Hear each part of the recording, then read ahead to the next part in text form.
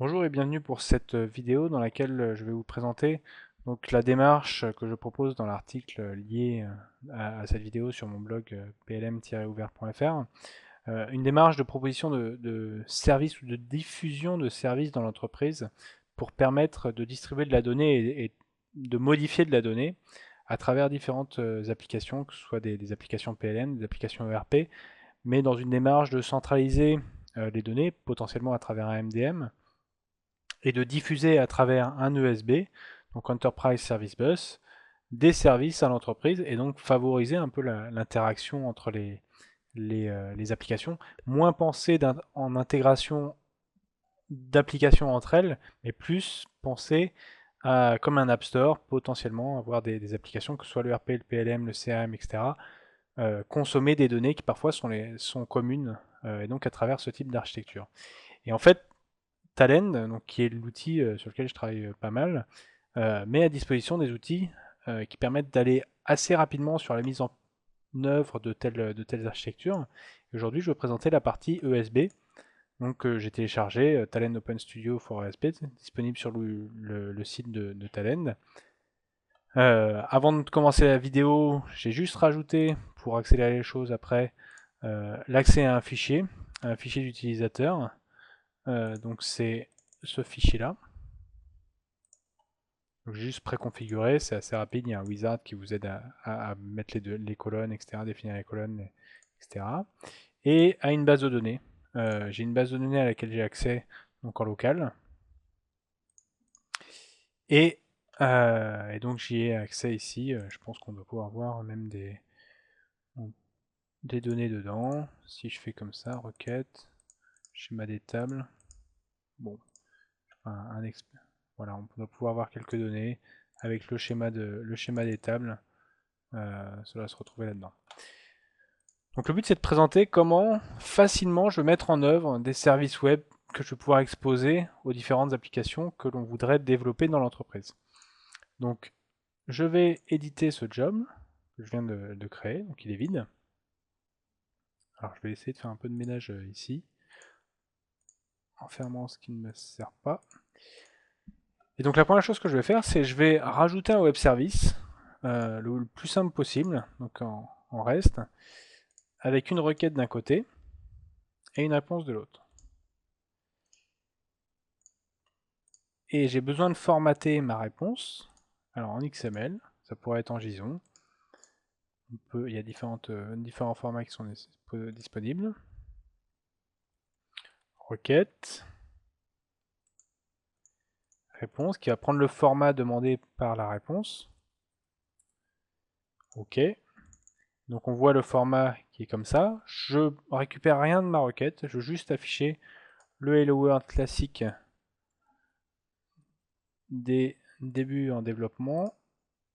Asloop element, OK. Et je vais mettre un Hello World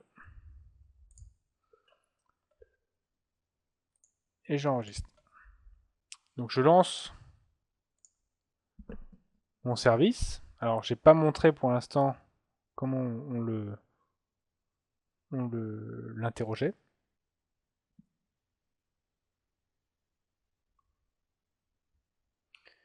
Donc là j'ai à disposition donc le point rest ici. En fait ce que je vous ai pas montré c'est qu'ici j'ai le point rest qui est défini et il n'y a rien d'autre à rajouter pour avoir cette première requête. Donc je vais laisser ça de côté. On voit un peu ce qui se passe. Et je vais prendre ici une nouvelle fenêtre. Je vais reprendre l'adresse.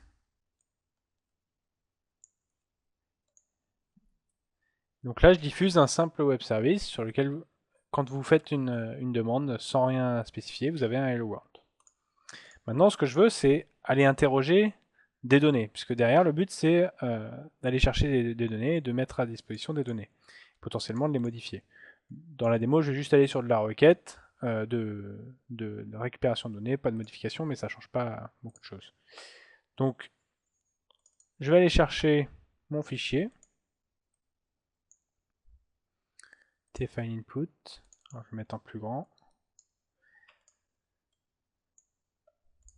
je prends un TXML map, je crée une autre réponse.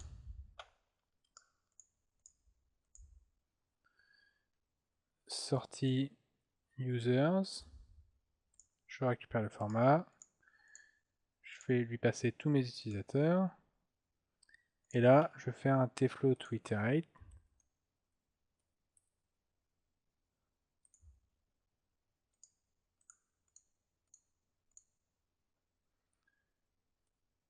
Users request.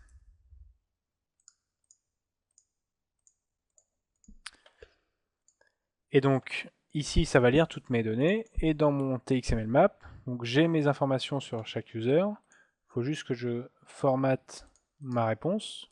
Donc, je vais créer un utilisateur, un élément qui s'appelle users et un autre élément qui s'appelle user au singulier pour chaque utilisateur. Je définis comme loop, je lui rajoute toutes les données et je vais agglomérer tout ça. J'enregistre mon job et je vais le relancer.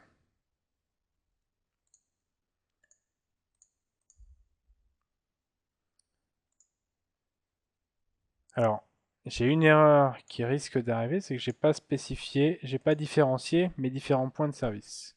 Donc ça risque, en fait, je vais envoyer ces deux informations, je veux pas. Moi, je veux que, en fonction de la demande reste que je fais, que ça dirige, que ça fasse un routing de ces éléments-là.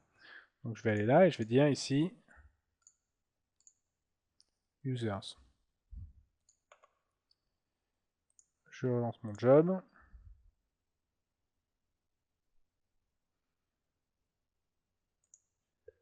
Donc j'ai toujours mon job de tout à l'heure, le hello world. On voit qu'il est appelé, je peux l'appeler plusieurs fois. On voit qu'il est encore appelé. Si maintenant je rajoute users, c'est maintenant il y a un routing qui se fait et qui va dans ce sens-là. Donc là je récupère tous mes utilisateurs. Donc ça c'est l'exemple d'un fichier. Je peux aller chercher ma base de données.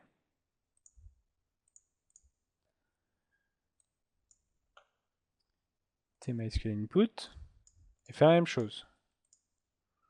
Je vais itérer là-dessus. Alors là, c'est Customers ou Contract. Alors on va voir ce que je peux aller chercher.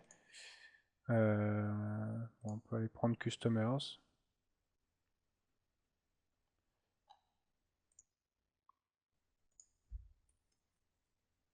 Customers. Itérer. Alors ici, il faut bien sûr que j'aille chercher quelques infos. Je vais chercher, alors je vais chercher le code, le name et le country. On va pas aller plus loin. Donc ici le code, name et country qui apparemment était écrit comme ça. Ok. Je les garde au format string. J'ai fini pas de taille particulière. Je vais demander de définir la table, de définir la requête. Alors, il faut que je donne le nom de la table.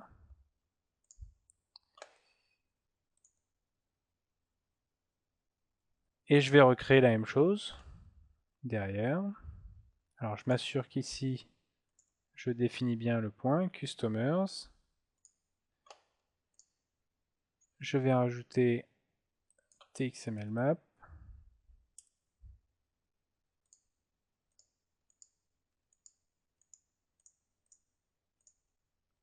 Et derrière, une réponse.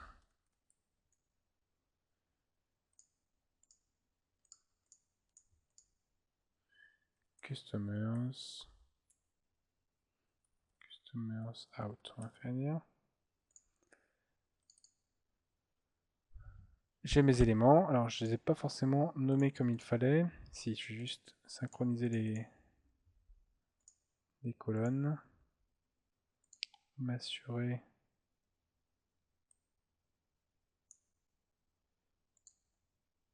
Voilà, c'est là, je n'ai pas défini le nom de mes colonnes.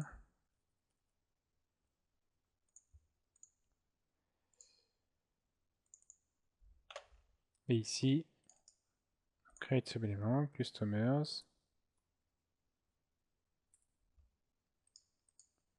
customer, et je rajoute tout ça dedans.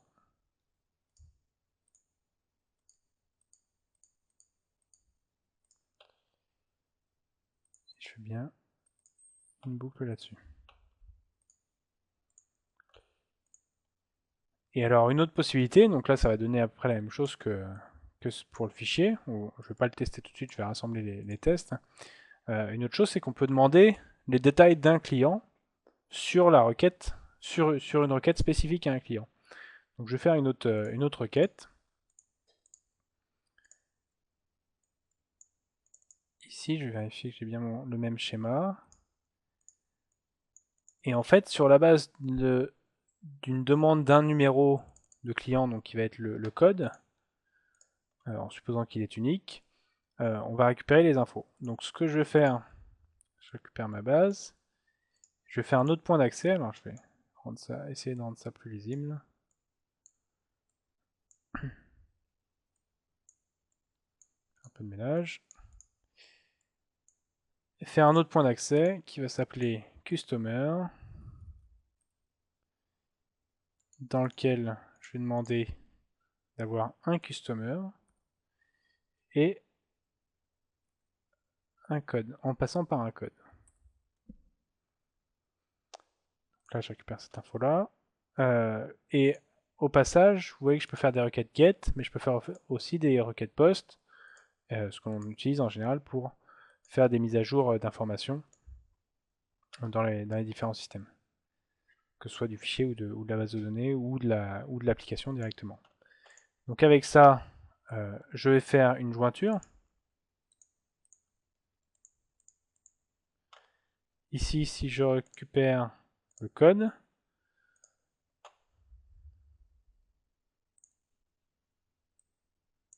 je vais pouvoir récupérer cela. Et ensuite, je fais une autre réponse.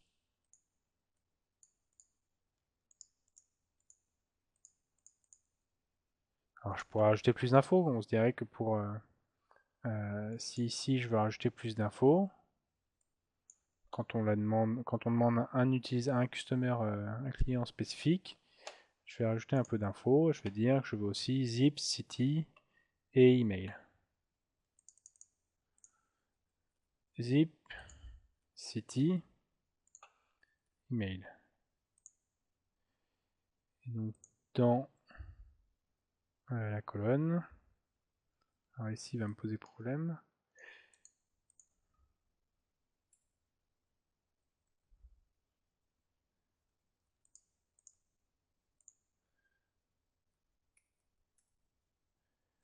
Ok, code, au cas où il est sensible à la casse. City, email. Ok, ici on s'assure que j'ai bien fait le lien. Je vais rajouter d'autres informations, donc ça je vais les effacer. C'est le code, il va aller là. Le name là. Country là. Et je rajoute aussi ces trois là. Alors j'ai vu que j'avais fait une erreur ici. Je vais la corriger maintenant. Code, name, country. Ok, ça doit être corrigé. Donc je vais republier ça. Et on va tester donc les différents points, donc qui sont, on va reprendre l'initial, users, customers, customer et le code. Donc si je publie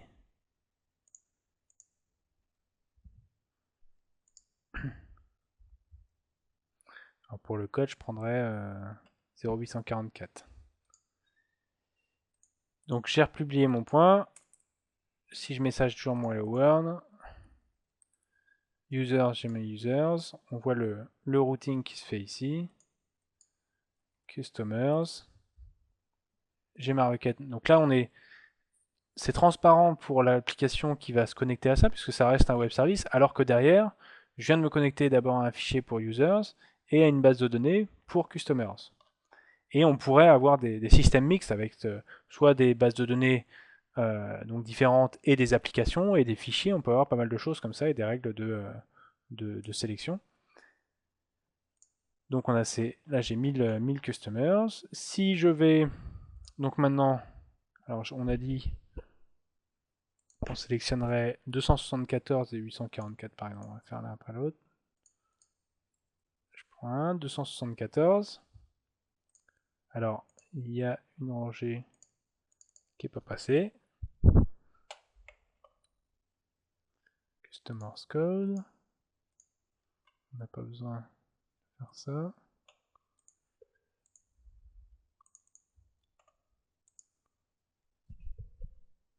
Alors, on va valider. J'ai bien rentré le bon code ici.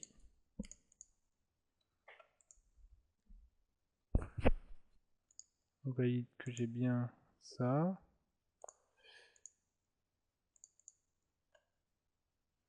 Code. Bon, on va voir. Normalement, ça doit fonctionner.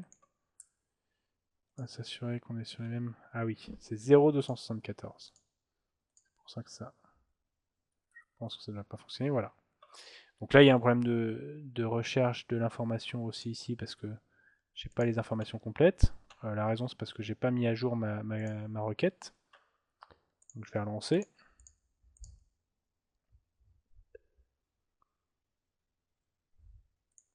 Donc là, il n'est pas ouvert. Il va m'afficher que c'est pas disponible. Et maintenant, c'est disponible. Et donc si je regarde un autre enregistrement, 0048, 048, j'ai l'élément. Donc voilà, donc là ça peut venir de différents éléments, de différentes provenances. Si vous voulez faire des mises à jour de base de données, la même chose.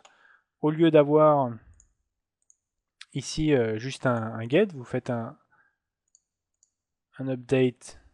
Alors vous avez créé une nouvelle ligne avec update customers. Vous le mettez en poste et puis après vous utilisez soit dans votre développement, soit si vous voulez tester, il existe des outils donc pour tester des interfaces post, des points comme ça de web service. Donc voilà, le but, ou en tout cas l'avantage de cette solution, donc déjà c'est que pour une utilisation comme ça de test, de maquette, on peut le télécharger gratuitement. Après, je pense que SB, c'est sur des runtime que ça se facture, mais je pense que ça peut avoir du sens à partir du moment où on a bien défini notre architecture. Et surtout, c'est cette capacité de séparer vraiment les problématiques métiers avec des grandes problématiques de données, ou en tout cas de ne pas impacter le traitement des problématiques métiers par une complexité que l'on a dans les entreprises avec un certain historique sur les données, de séparer les deux, de bien comprendre ce que veulent les métiers en termes de données, ce qu'ils veulent mettre à jour, ce qu'ils veulent voir, etc.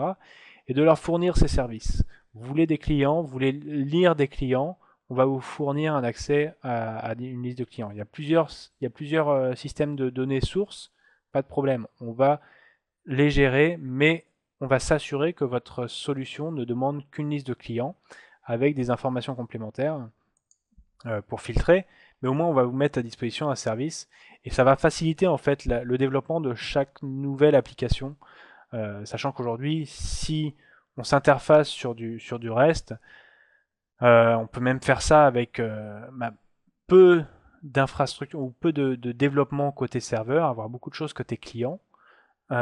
Et maintenant, il y a des interfaces un peu standards, faire du bootstrap, etc. Ça va aller très vite pour développer des applications et se nourrir de ces éléments d'entreprise.